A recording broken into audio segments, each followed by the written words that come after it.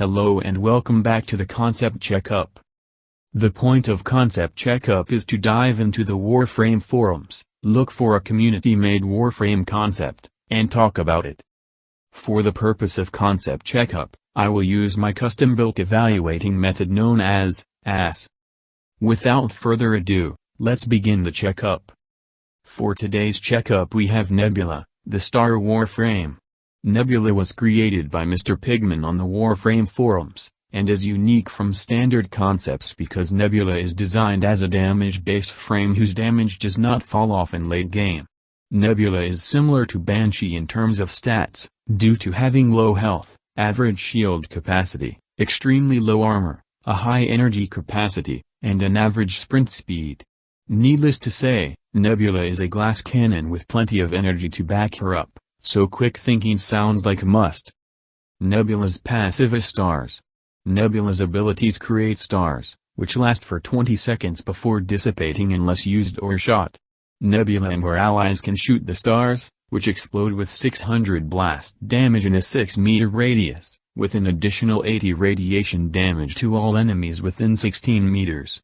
The blast and radiation combo is very useful here, because if there's anything that Nebula's stars can't kill with the initial blast, the radiation can pick up the rest. I'm a bit concerned that the radiation damage is a bit low, but then again, it's a passive. Nebula's first ability is Primeval Burst. Nebula fires out a star, dealing 250 impact damage to struck enemies, and staggering them.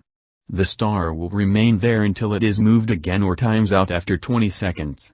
Any other stars within a 30-meter radius of Nebula are also moved. Primeval Burst functions as Nebula's standard offensive skill. The ability to also move idle stars reminds me of Syndra's kit, for those of you who are familiar with her. Nebula's second ability is Ablation.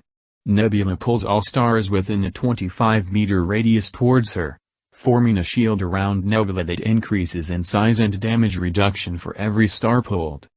Ablation deals heat damage per second to enemies within 5 meters of the shield, increasing with every star in Ablation. Ablation lasts 20 seconds, placing all stars used in the spot where Ablation ended. Ablation impresses me, because of the utility it provides. The shielding it gives really helps out Nebula in combat, and the added heat damage it comes with is a nice touch, useful for anyone that gets too close. I do think that the heat damage is a little bit low, but otherwise Ablation sounds amazing. Nebula's third ability is Stardust. Nebula buffs all stars within a 50-meter radius of her, making them deal double damage when shot and also doubling the power of her other abilities. In addition, stars affected by Stardust increase in size and gain the ability to absorb enemy projectiles, increasing their damage by 5% per projectile absorbed. The portion of Stardust that buffs the damage of Nebula's stars and her abilities is fine, the problem is the damage absorption the stars gain from the Stardust. Stars only explode when you or an ally shoot them, so all you'd have to do to cheese a mission is spam stars around the objective and laugh at the enemy.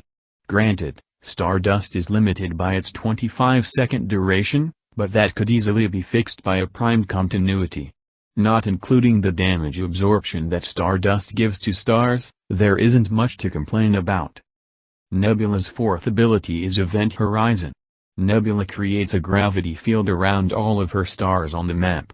Each star will pull all enemies and items within a 26-meter radius of it, while adding a magnetic proc. The star will then eventually explode, dealing massive blast damage in a 26-meter radius. Once the star explodes, it will create 2 beams of radiation that rotate 18 degrees every second, each dealing 500 radiation damage with a 50% proc chance in opposite directions, all for 15 seconds. Keep in mind that every star that Nebula creates does this, so if your computer is not very good, be prepared to get screwed harder than Mirage. It goes without saying that Event Horizon is basically the pimped version of Oberon's Smite, but with a lot more multi-hit capability. The biggest problem I see with Nebula is how every star on the map is affected by Event Horizon, which could obviously lead to performance issues for everyone judging by how large that range is. To fix that, I'd suggest Nebula only affect stars with event horizon in a certain radius around her, rather than the entire map. Some tweaks to the damage numbers on the blast damage would be of use too, but besides that, event horizon's powerful for a fourth ability. Every time I look at Nebula, I can't help but wonder how she's basically the perfect example of a glass cannon. Nebula's glass cannon playstyle is reminiscent to that of Banshee's, but the main difference is that Nebula can protect herself with Ablation, and Nebula can potentially cover a larger area by spamming out stars than Banshee ever could with Silence or Sonar. With that in mind, here are Nebula's scores. Due to Nebula's role as a caster, she almost seems to be an AO version of Banshee, minus the stealth potential. Nebula does require some tweaks to her kit to be fully balanced, but all in all she looks quite promising. For my personal thoughts, I do think that Nebula would make for a fun frame to play. We have a frame for every element, for alternate dimensions, and for sand, so really it's only a matter of time until a cosmic-themed Warframe comes along. So that's Nebula's Checkup.